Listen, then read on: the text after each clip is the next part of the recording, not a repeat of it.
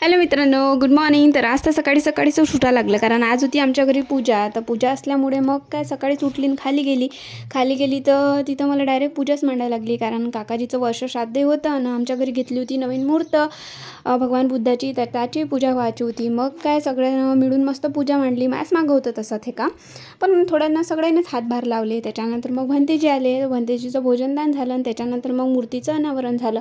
मग सगळ्या मिळून मस्त कॅन्डल लावल्या आणि सगळ्या बायाही बसल्या होत्या. मग मिळून मस्त पूजा झाली. आणि त्याच्यानंतर मग रात्री आम्ही गेलो होतो, पूजाचा 7वा महिना होता तर तिथं गेलो होतो. त्याच्यात ह्या पूजाचं फाउंडेशन फुटून गेलं होतं वाटते, एवढं महागाचं फाउंडेशन. तर हे तिची मैत्रीण तिच्यासाठी कसा जुगाड करून राहिली होती. मैत्रीण लेस लागते, तर भल्ली बसली होती बॉटला काचाच्या हे करत. त्याच्यानंतर मग आमची तर रात्री रॅली आली होती. तर आमची तर निघाली होती कावड यात्रा. तर त्याच्यात मस्त गोंडी डान्सही ठेवला होता. बांधपा किती मस्त डान्स करून राहिले होते ते.